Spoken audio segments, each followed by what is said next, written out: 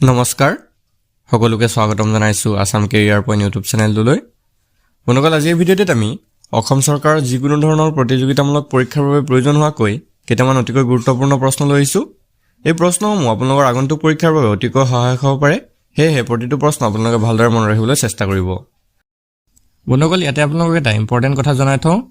যদি আপোনালোকে এডিআৰই পৰীক্ষাৰ বাবে আৰু ভালদৰে প্ৰস্তুতি চলাব বিচাৰে তেন্তে আপোনালোকৰ বাবে খুবেই ইম্পৰ্টেণ্ট PDF কিছুমান আমি তৈয়াৰ কৰিছোঁ। এই PDFসমূহত এক্সামৰ বাবে প্ৰয়োজনীয় সকলোবোৰ ছাবজেক্ট পাই যাব। মেথছ আৰু ৰিজনিং ছল্ভ কৰা পাব, প্ৰিভিয়াছ ইয়েৰ ছল্ভ পেপাৰ পাব। আপুনি দোকানৰ পৰা যদি একোখন কিতাপ কিনিবলৈ যায় তেনেহ'লে 400 টকাৰ পৰা 500 টকা লৈ ল'ব আৰু সকলোৱে সেই 400-500 টকাত গৈ কিতাপবোৰ কিনি আনি পঢ়িব নোৱাৰে। আৰু সেয়েহে আমি তেওঁলোকৰ বাবে খুব কম মূল্যত কেৱল 79 টকাত সকলোবোৰ ছাবজেক্ট থকা PDFসমূহ আমি প্ৰস্তুত কৰিছোঁ। এই PDFসমূহত আপোনালোকে আছামিজ আৰু ইংলিছ এই দুয়োটা মাধ্যমতে সকলোবোৰ বস্তু পাই যাব। তো যদি কাৰোবাৰ প্ৰয়োজন হয় তেনেহ'লে আপোনালোকৰ স্ক্ৰীনত থকা নাম্বাৰটোত আমাক হোৱাটছআপ কৰি এই PDFসমূহ লৈ ল'ব পাৰিব। আজিৰ ভিডিঅ'ৰ প্ৰথম কুৱেশ্যনটো হৈছে poverty and unBritish rule in India's was written by. অৰ্থাৎ poverty and unBritish rule in India এই গ্ৰন্থখন কোনে ৰচনা কৰিছিল? ইয়াৰ কাৰেক্ট এনচাৰটো হ'ব অপশ্যন চি, দাদাভাই নৰোজী। বন্ধুসকল, দাদাভাই নৰোজীয়ে গ্ৰন্থখন ব্ৰিটিছ শাসনৰ অৰ্থনৈতিক প্ৰভাৱ সমালোচনা কৰিবলৈ লিখিছিল। তেওঁৰ এই গ্ৰন্থখন প্ৰকাশ পাইছিল 1901 চনত। এই পইণ্টটো আপোনালোকে মনত ৰাখি থ'ব, কেতিয়াবা এইটো পৰীক্ষাত আহিব পাৰে যে 1901 চনত poverty and unBritish rule in India গ্ৰন্থখন প্ৰকাশ পাইছিল আৰু এইটো ৰচনা কৰিছিল দাদাভাই নৰোজীয়ে।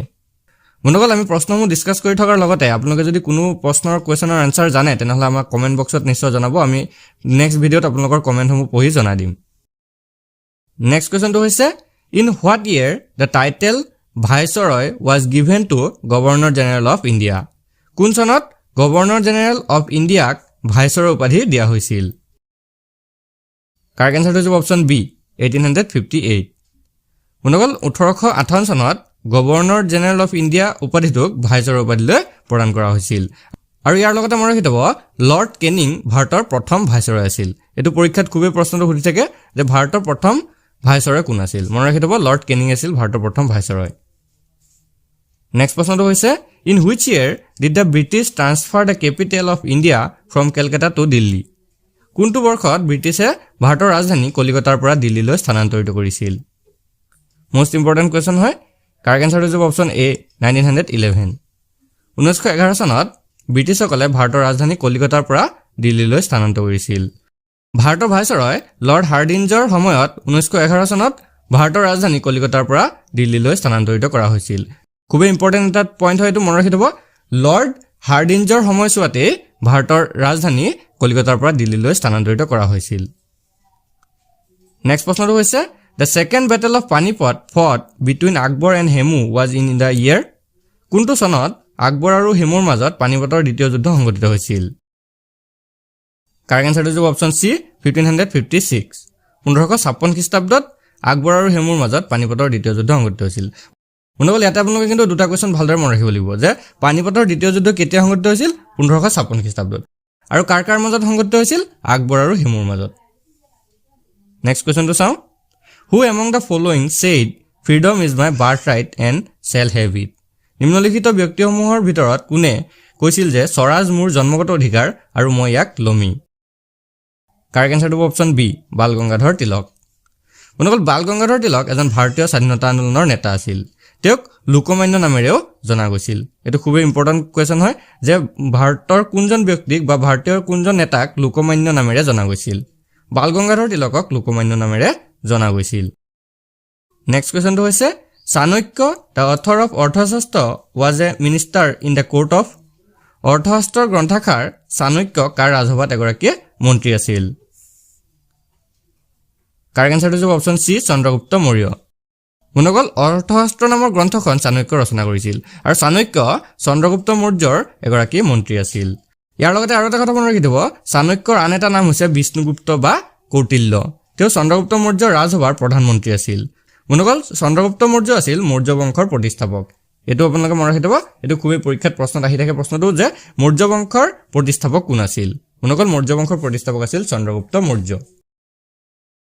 নেক্সট কুৱেশ্যনটো চাওঁ who was the court physician during the reign of Kanishka কনিষ্কৰ শাসনকালত তেওঁৰ ৰাজসভাৰ চিকিৎসক কোন আছিল মনকল আপোনালোকে যদি ইয়াৰ আনসাৰটো জানে তেনেহ'লে কমেণ্ট বক্সত নিশ্চয় জনাব শুদ্ধৰটো কৈ দিছোঁ শুদ্ধৰটো অপশ্যন চি চৰক কনিষ্কৰ শাসনকালত তেওঁৰ ৰাজসভাৰ প্ৰধান চিকিৎসক আছিল চৰক মনকল কুখান বংশৰ প্ৰতিষ্ঠাপক আছিল কনিষ্ক এইটো মনত ৰাখি থব কেতিয়াবা প্ৰশ্নটো আহি যাব পাৰে যে কুখান বংশৰ প্ৰতিষ্ঠাপক কোন আছিল কনিষ্ক আছিল কুখান বংশৰ প্ৰতিষ্ঠাপক তেওঁ দ্বিতীয় অশোক নামেৰেও জনা গৈছিলে চৰক এই কনিষ্কৰ ৰাজবৈদ্য বা ৰাজ চিকিৎসক আছিল নেক্সট কুৱেশ্যনটো হৈছে হু ৰট অৰ্থশাস্ত্ৰ কোনে লিখিছিল মনকল এই অকমান আগতে আমি এই পইণ্টটো পঢ়ি আহিছিলোঁ অৰ্থশাস্ত্ৰৰ লেখক কোন আছিল কৌটিল্য কাৰেক্ট এনসাৰটো যাব অপশ্যন বি কৌটিল্য বা বিষ্ণুগুপ্ত বা চাণক্য মনকল অৰ্থশাস্ত্ৰ কোনে লিখিছিল কৌটিল্য বা বিষ্ণুগুপ্ত বা চাণক্যই একেজনেই হয় ব্যক্তিজন নামটো বেলেগ বেলেগ হয় নেক্সট কুৱেশ্যনটো হৈছে what historical event took place in the year 1757 1757 চনত কোনটো ঐতিহাসিক ঘটনা সংঘটিত হৈছিল কাৰেক্ট এনসাৰটো option D battle of Plassey 1757 চনৰ 23 জুন তাৰিখে ইংৰাজৰ আৰু বংগৰ নবাব সিৰাজউদ্দৌলাৰ মাজত এই প্লাচিৰ যুদ্ধ সংঘটিত হৈছিল মনকল ইয়াতে আপোনালোকে দুটা পইণ্ট মনত ৰাখি থব প্লাচিৰ যুদ্ধ কিমান চনত সংঘটিত হৈছিল 1757 চনত আৰু কাৰ কাৰ মাজত সংঘটিত হৈছিল ইংৰাজ আৰু বংগৰ নবাব সিৰাজউদ্দৌলাৰ মাজত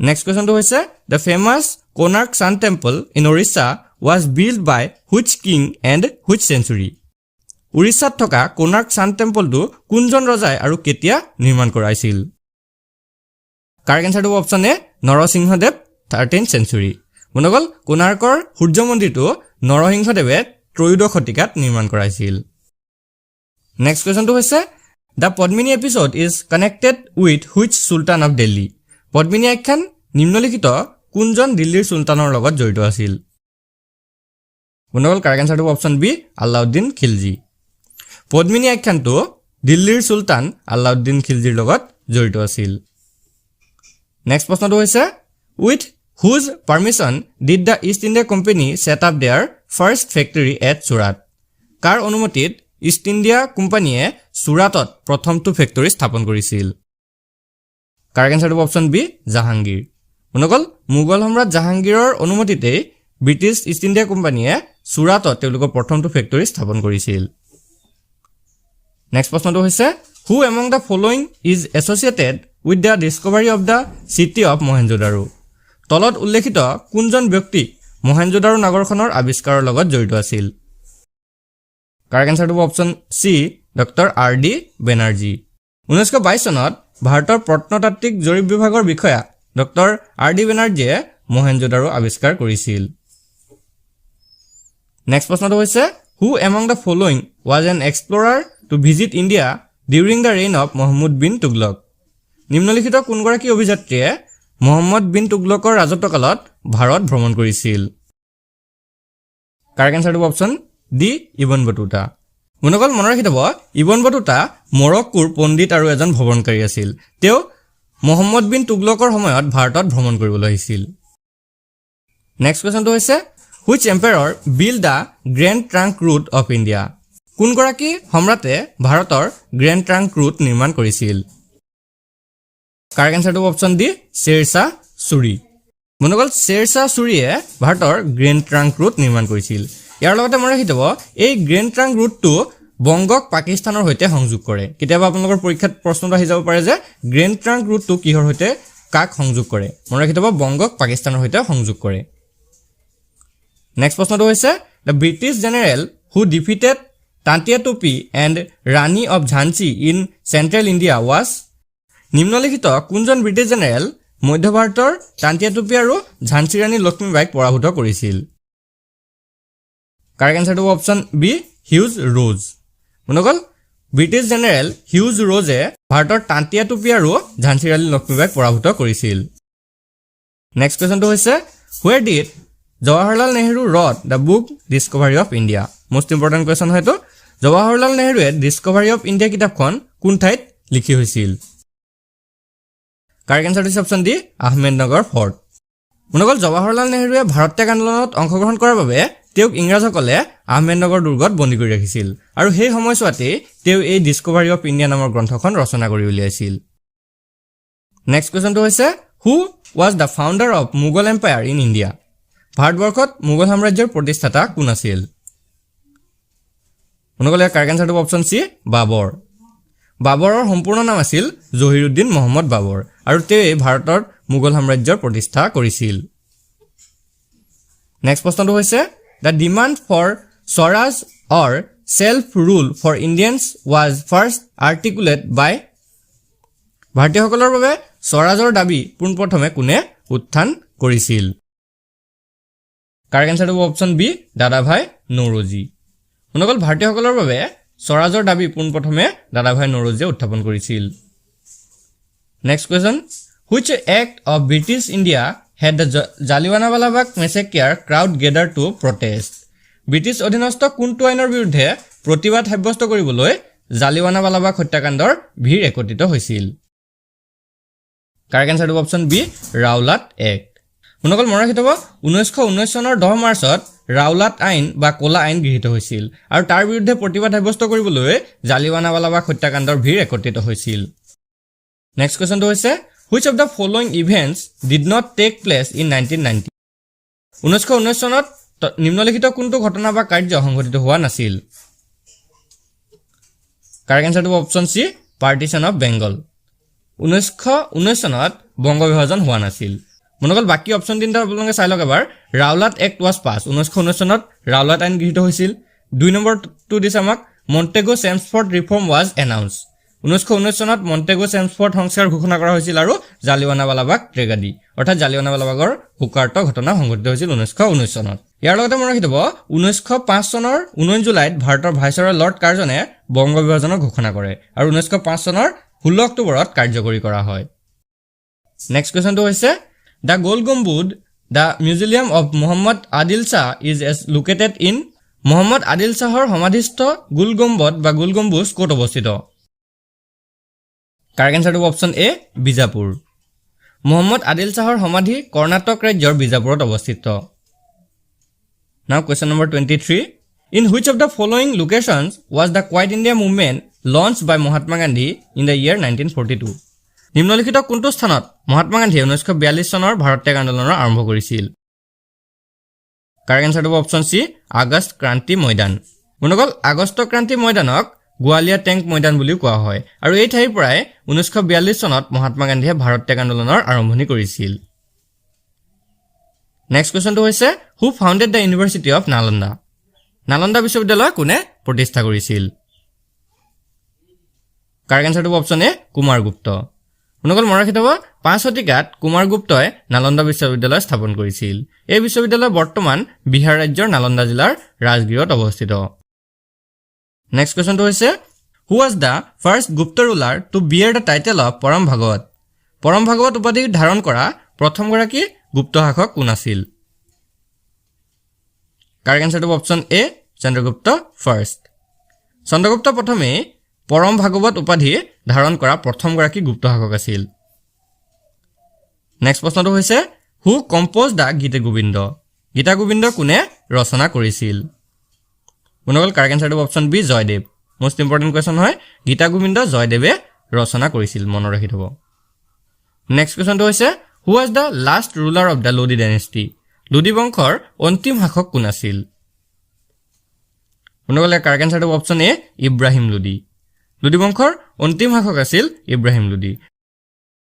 নেক্সট কুৱেশ্যনটো হৈছে who was the first women ruler to rule Delhi? দিল্লীত ৰাজ কৰা বা দিল্লীত ৰাজত্ব কৰা প্ৰথম মহিলা শাসক কোন আছিল? কাৰেক্ট আনসাৰটো অপশ্যন বি ৰেজিয়া চুলতানা। মনকল ৰেজিয়া চুলতানা দিল্লীৰ চুলতান ইলতুৎমিছৰ কন্যা আছিল আৰু তেওঁৱেই দিল্লীত ৰাজত্ব কৰা প্ৰথমগৰাকী মহিলা শাসক আছিল। নেক্সট কুৱেশ্যনটো হৈছে who completed the construction of the Qutub মিনাৰ?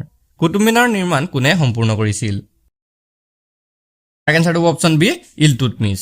বন্ধুসকল আপোনালোকে ভালদৰে মনত ৰাখি থব কুতুব মিনাৰৰ নিৰ্মাণ কাম 1206 চনত কুতুবুদ্দিন আইবাকে আৰম্ভ কৰিছিল, কিন্তু তেওঁৰ মৃত্যু হোৱাত তেওঁৰ জোৱাই ইলতুৎমিছে এই কুতুব মিনাৰৰ নিৰ্মাণ কাৰ্যটো সম্পূৰ্ণ কৰিছিল। আজি ভিডিঅ'ৰ শেষৰ কুৱেশ্যনটো চাওঁ আমি who among the following governor general form the triple alliance against Tipu Sultan তলৰ কোনজন গভৰ্ণৰ জেনেৰেলে টিপু চুলতানৰ বিৰুদ্ধে ত্ৰিজোটবন্ধনৰ লগত ত্ৰিপাক্ষিক সন্ধি কৰিছিল কাৰেক্ট এনসাৰটো অপচন বি লৰ্ড কৰ্ণৱালিছ মনকল লৰ্ড কৰ্ণৱালিছে 1790 চনত টিপু চুলতানৰ বিৰুদ্ধে ত্ৰিগুণ মিত্ৰতা গঠন কৰিছিল এই ত্ৰিগুণ মিত্ৰতাত ব্ৰিটিছ হায়দৰাবাদৰ নিজাম আৰু মাৰাঠাসকল আছিল মনকল আজি ভিডিঅ'টো আপোনালোকৰ বাবে ইনফৰ্মেটিভ হ'লে ভিডিঅ'টো এটা লাইক কৰি দিব আৰু এনে ধৰণৰ আগন্তুক যিকোনো পৰীক্ষাৰ বাবে ভিডিঅ' পাবলৈ আমাৰ চেনেলটো ছাবস্ক্ৰাইব কৰি কাষত থকা বেল আইকনটো দবাই দিব ধন্যবাদ